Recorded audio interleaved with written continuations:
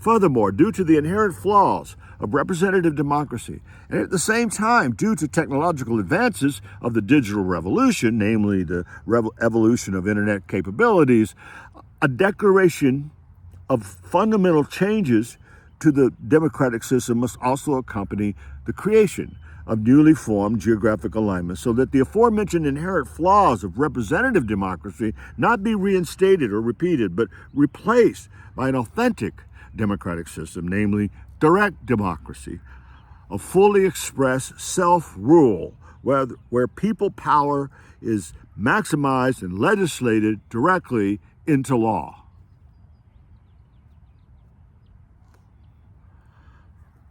Undoubtedly, as Thomas Jefferson expressed in 1776, certain truths about human nature and relations to each other are self-evident. That all people should be enabled to rule themselves and fully participate in their democracy. Indeed, all people have certain inalienable rights.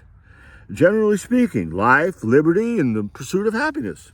However, more specific rights are to be delineated, as was the case with the Bill of Rights, which makes up the first 10 amendments to the Constitution. And from the perspective of 18th century representative democracy, Jefferson wrote that governments are instituted to secure these rights, and the governments derive their powers by the consent of the governed.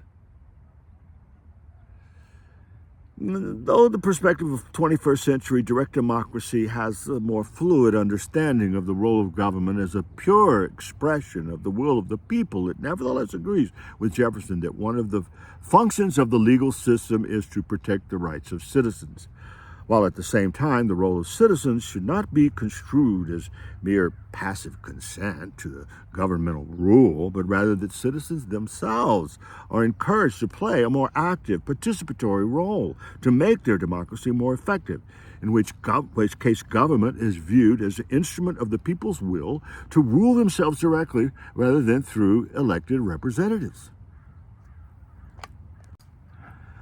However, as has become the case today, the current form of government, especially in its representative capacity, acts in ways that are contrary and even destructive to the benefit of the people.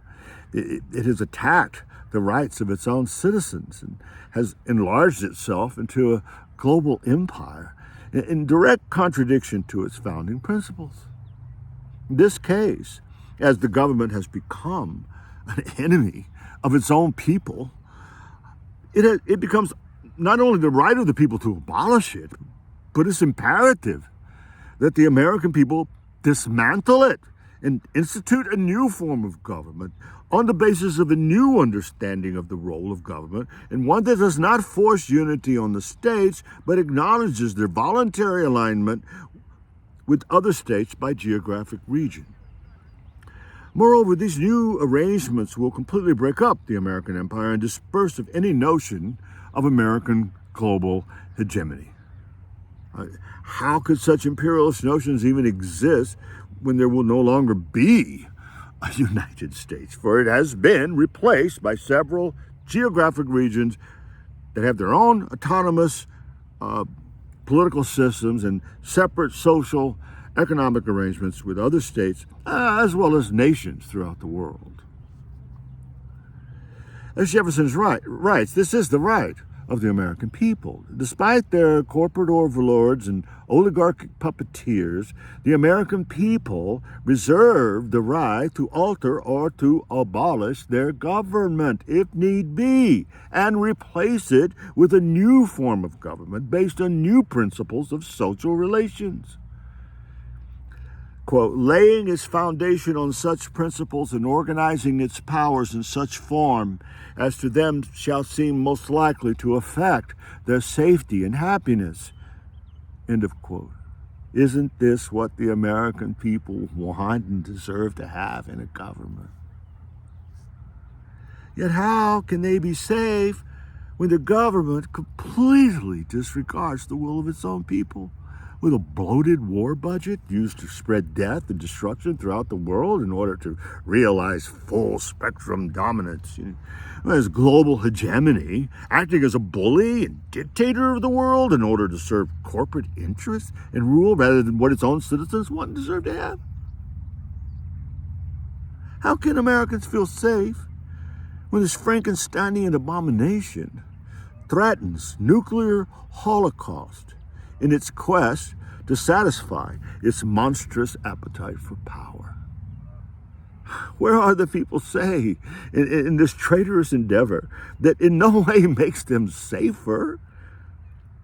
We, the people, have had enough.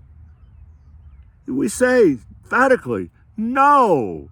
To the contrary, the American people have never in its entire history been less safe.